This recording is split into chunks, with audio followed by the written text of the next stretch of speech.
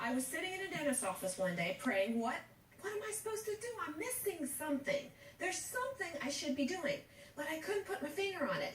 And just sitting there praying about it, I heard that still small voice whisper to my heart, it's time. And I knew that it was time to chase that dream that Papa God had put in my heart all those years ago to write. So did you start out with a novel? I started out with magazine articles. And I was blessed to have 10 published that first year because of a mentor, a friend of a friend, who had had some articles published in Christian magazines. That's still pretty amazing, though. It was first-time writer. It was. I say it was all her, really. And so that kind of progressed to a newspaper column, which I still write today. And What's the name of it? It's called, my column is called Grace Notes in the Christian Voice newspaper, which it circulates around Tampa and Central Florida. And then that kind of led to books. And I tell you, it was a total God thing. It just got orchestrated the right time at the right place. I was able to get an agent, and that makes all the difference for you aspiring writers out there. I had put 3 books out with a small press in South Carolina prior to that, and then I was able to land an agent, and he's the one that opens the doors for the bigger and better contracts and whatnot. But doesn't an agent kind of recognize talent and if it will go?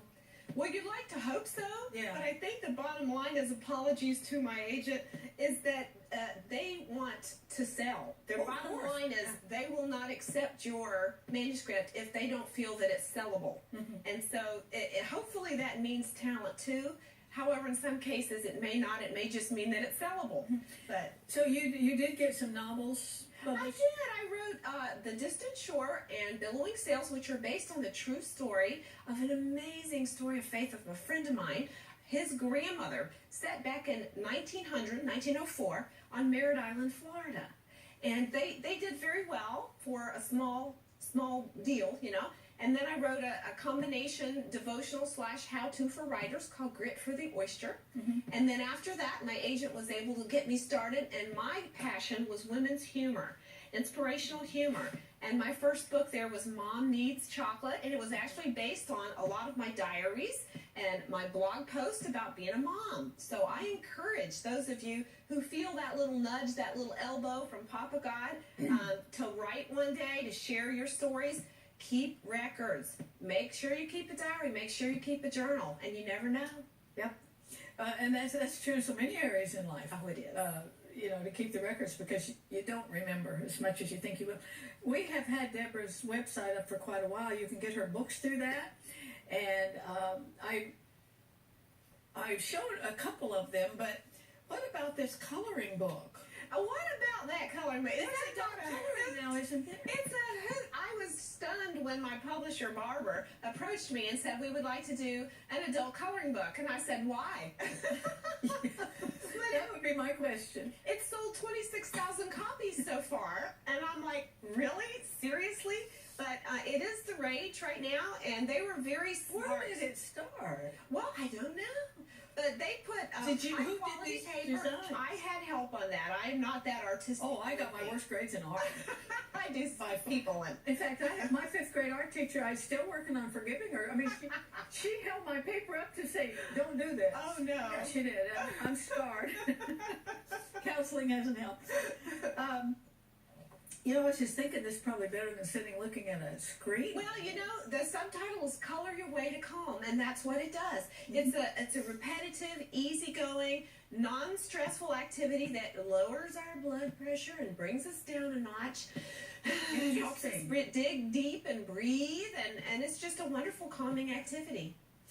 Now, you speak for a lot of different groups, retreats and seminars, and you said you spoke for the Republican Women something this week? I do civic organizations as well, which to me is a marvelous opportunity to get Papa God in through the back door of a lot of women who would not necessarily go to a church or a church group. But yes, I spoke with and that's a wonderful group over in Tampa area, the Republican Women's let's see, they call them the Federation, and I made a big joke about that. I said, I've never been really federated, but, you know, the only federation I've ever been affiliated with said things like, you know, beam me up, Scotty, and live long and prosper. But yeah, right. So when you speak to a group like that, Well, that might be a little bit different situation, but a church group, I've spoken with probably 100 of those. And I'm such a believer in retreats and seminars. They are life-changing. I wonder how many young people were called to the ministry because they went to a youth camp. And you get away from your own surroundings. And I used to tell the ladies, I said, you probably left dirty dishes in the sink, and they'll be there when you get back. So don't worry about it. Nobody's going to do them. And just try to let them, this is your time to be with God. And Yes. He really does speak. You know, Jesus was constantly getting away. Absolutely. And if He needed to, why don't we? I have a thing I advocate in my books called a He and Me retreat, which it's always wonderful to go to conferences and retreats with other ladies, but I've been told that sadly a lot of churches are backing off of those for I'm not sure what reason. In fact, I had recently a leader, women's group leader, came to me and said, you know, I'm so sorry, but we aren't allowed to do retreats anymore. Really? I'm like, oh, that's too bad.